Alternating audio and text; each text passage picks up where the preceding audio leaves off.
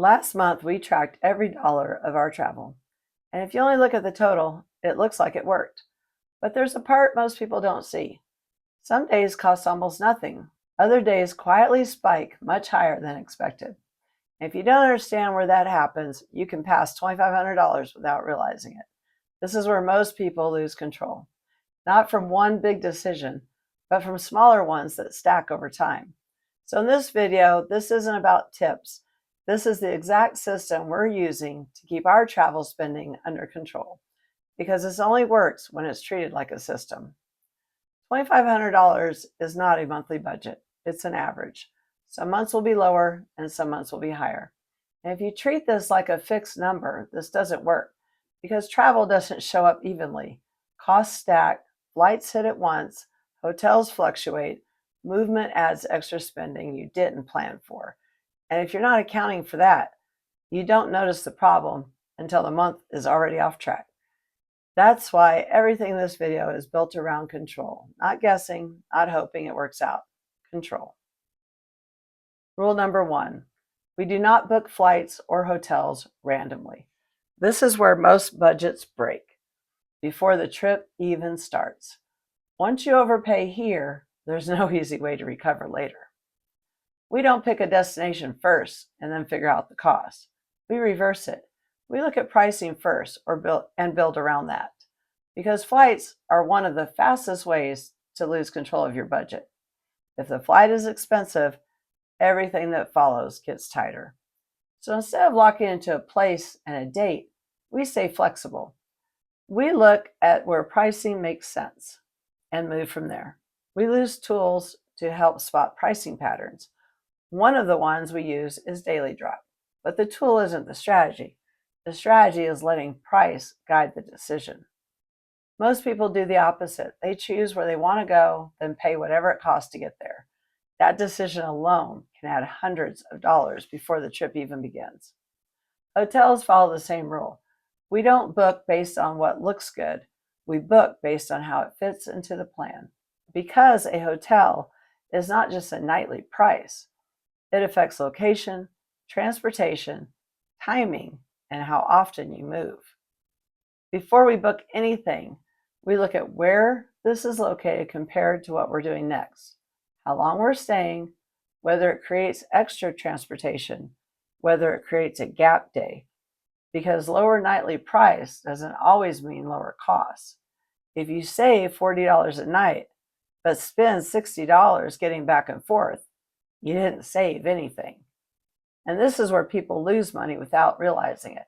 They optimize for the night instead of the full stay. Once you start thinking this way, you naturally move less. And that matters more than people expect.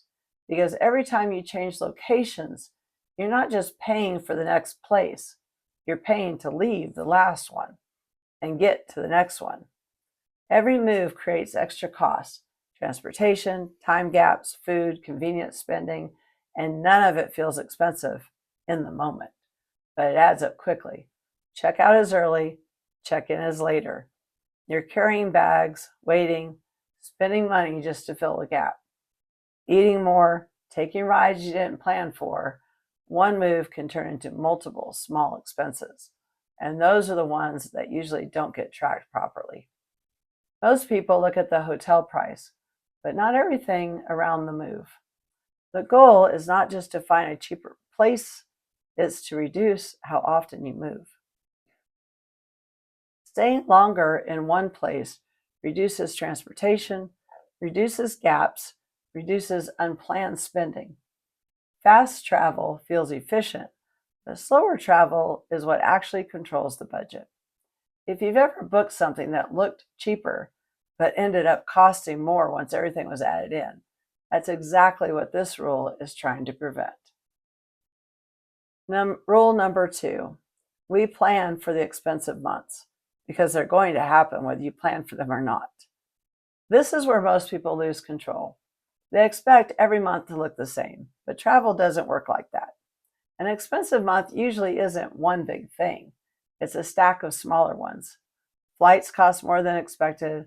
Hotels are higher in that location. You move more than you planned. You're in a more expensive city. or you take a bigger trip. One of those feel extreme on their own, but together they push the total higher than you expected.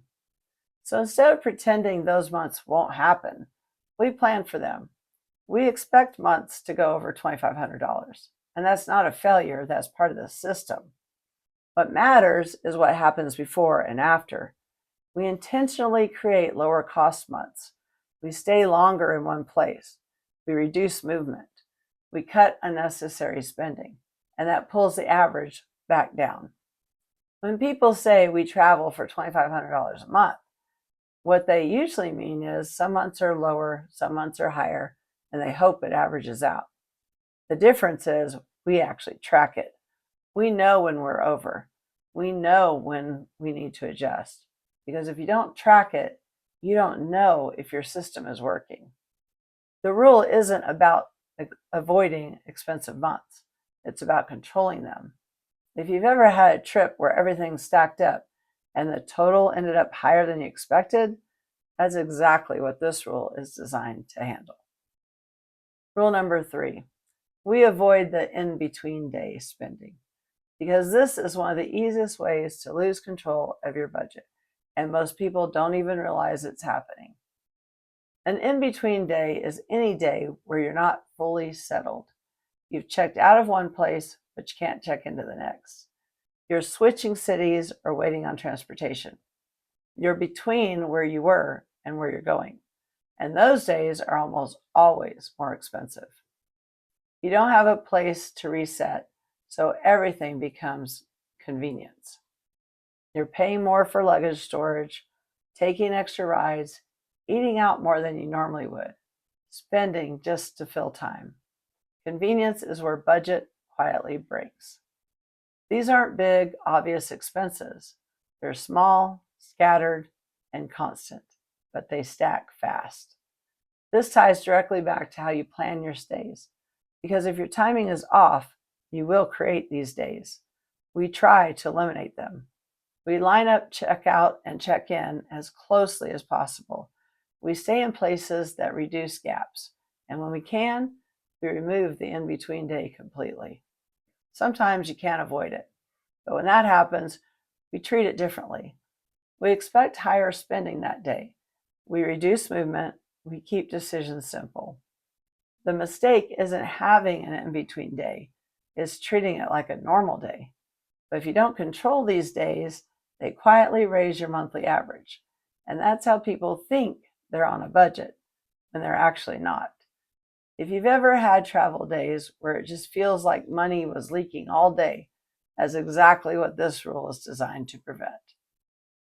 Rule number 4, we don't travel like we're on vacation every day, because if you do, the $2,500 number doesn't work.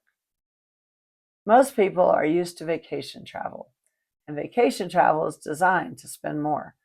You eat out more, you do more activities, you choose convenience, you upgrade experiences, because it's a short trip and you're trying to make the most of it.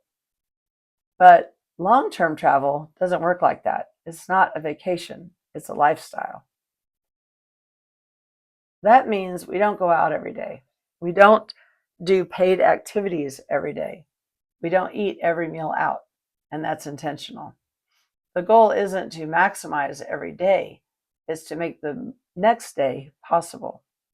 Some days are simple. We stay in, we rest, we reset, and those days are what makes everything else work.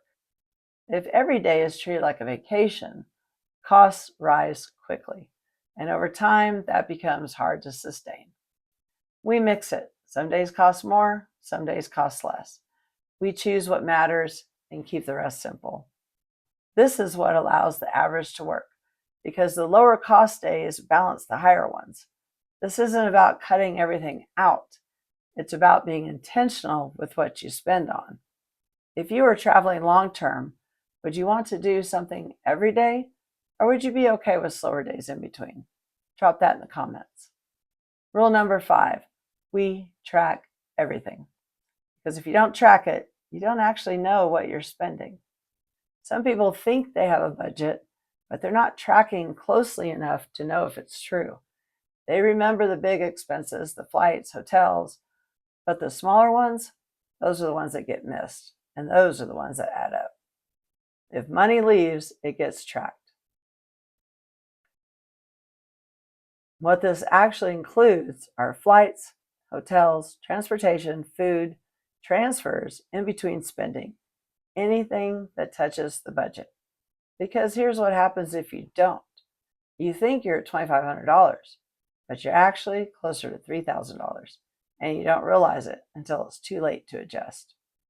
We track as we go, not at the end of the month, because by then, you're just looking back at what already happened. Tracking isn't about perfection, it's about awareness, because once you can see it, you can control it. This is what makes everything else work, because it shows you when you're over, when you need to adjust, and whether your system is actually holding. You can't average your budget if you're not measuring it. If you're tracking your spending now, are you tracking everything or just the big stuff? Let me know in the comments. Now let's look at what happens when these rules are not followed. This isn't dramatic, but it is predictable. You don't go over budget all at once. You drift. And that drift comes from small decisions. It usually starts simple. You book a flight based on where you want to go instead of where pricing makes sense. Then the hotel costs a little more because you're locked in that location. You move more than you planned, so now you've added transportation. In between the spending and extra meals, and because things feel scattered, you choose convenience more often. None of this feels extreme in the moment, but it stacks. And by the end of the month, you're not at $2,500. You're at $3,000, $3,200, sometimes more.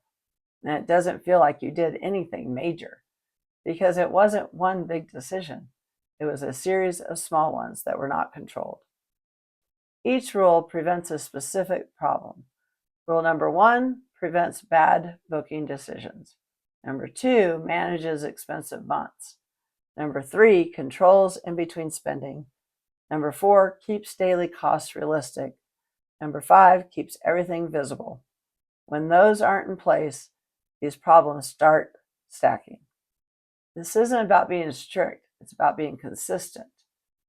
The system works when it's followed. So those are the rules. No shortcuts, no guessing, no pretending the numbers don't matter. This is the system we're using to keep our travel spending under control. This isn't about hitting $2,500 every single month. It's about understanding how your decisions move that number up or down. Once you understand that, you're not reacting to your spending anymore, you're controlling it. If this feels more structured, that's the point, because this only works when it's treated like a system. Which of these rules would make the biggest difference for you? Let me know in the comments. And if you want to see how this actually plays out in real trips, make sure you're subscribed.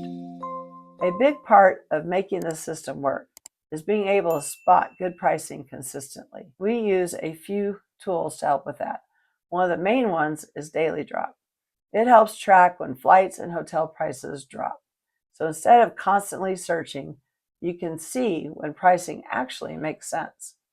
And that matters because everything in this system starts with good booking decisions. If you want to check it out, I do have a link below. Another way we keep these costs down is using points and travel cards for flights and hotels. Those are linked below if you want to take a look. And if you like this kind of breakdown where we focus on systems instead of guessing, that's exactly what I do over on Cruise Casino Secrets. This isn't about traveling perfectly. It's about traveling intentionally. We'll see you on the next one. Bye now.